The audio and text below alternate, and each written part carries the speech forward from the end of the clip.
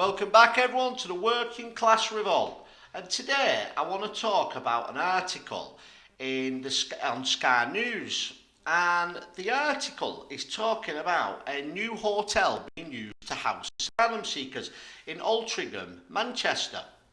And the article goes on to say, in Altrincham near Manchester, asylum seekers are settling in at the Cresta Court Hotel, many of them just days after making the treacherous journey across the English Channel. But as the new arrivals find sanctuary in the northern town, their presence is causing controversy. And basically the article goes on to say that people are concerned in the area, rightly so, with what we've seen from some of the illegals who have been coming over by boat. Here in Wigan, we've had lots of trouble, and of course, the majority are probably not. But I totally understand why people are concerned. But what I would like to point out today is that the article talks about our Labour promise to not put people in hotels. And I understand again why people are angry about the hotels. However, what I'm going to say next may surprise you. And that is that the hotels, if these people was to be processed sent back, which we know won't happen under Labour, the reason that they're not being put in the Labour Party said they won't be putting people in hotels is because they are granting these people immunity and putting them in houses up and down the country. So under the Conservative government, we may believe the Rwanda plan may not have worked. But the point to it was that while the people was in the hotel, they hadn't been given immunity to stay over here, whether they would have ever got sent back or not.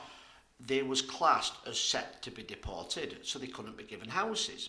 Now, when Labour got in, it released around 80,000 people from the hotels, and now what you're seeing, and many people watching this video would have had first-hand knowledge of this, is on the areas where you have rows upon rows of terraced houses, which a lot of them are rented. They're the only affordable rented, or affordable-ish, I should say, they're not affordable anymore, houses that somebody could rent.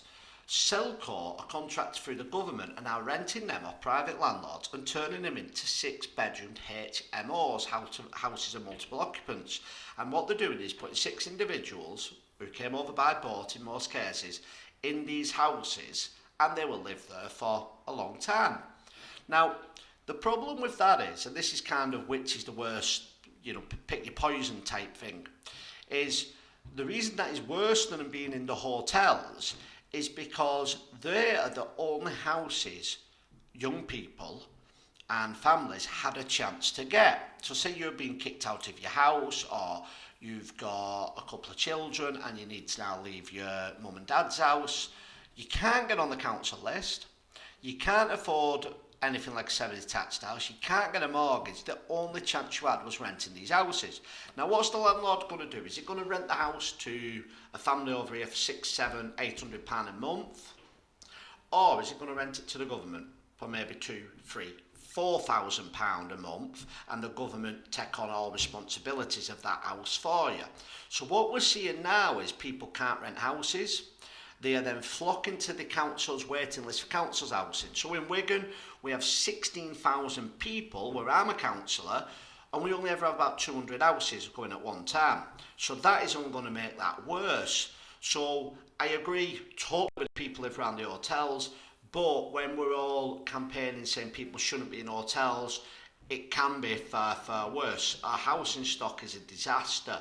So the people the problem we have under Labour is they're not going to stay in hotels, they're going to be given houses because Labour aren't going to deport anyone.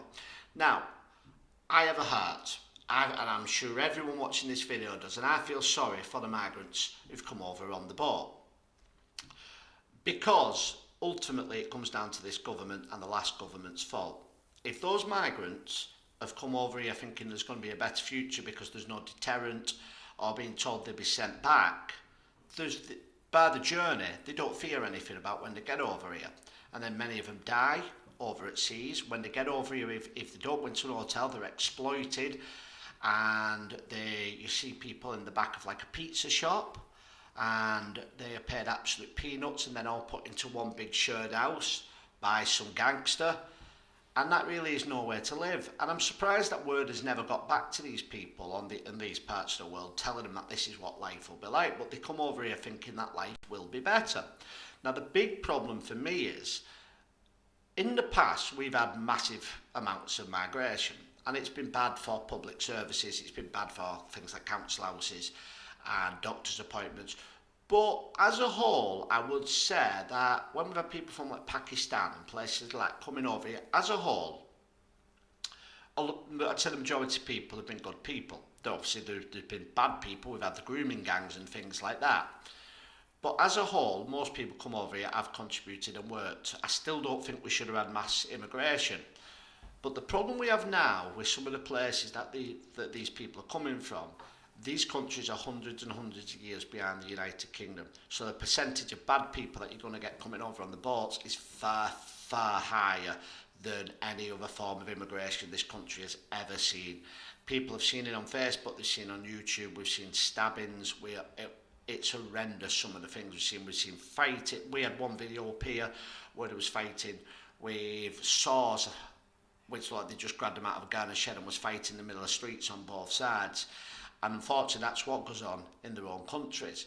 So the Labour Party, for me, will, if the centre-right can get if they can get things sorted out, Labour will be a one-term government, because in 5 more years of this, and Keir Starmer giving these people all houses, you're going to see your communities change. And I hate to say that, because I don't want this channel being a channel that gets views by basically scaremongering. But the truth is that our communities and our neighbourhoods are going to change drastically with this form of immigration and this number of immigration. I think it's been a couple of million people now, all in all.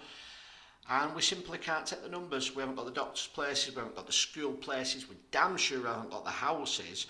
And it just comes down to a numbers game. Even if everyone who came over here was all lovely people, it still comes down to a numbers game. You can only have so many people in this country. But please let me know what you think. What do you think? If these people are over here, are they better off in hotels or better off going into houses? And do you have any faith whatsoever that the Labour government will do anything about it? Please like, share and subscribe, and I'll see you on the next video.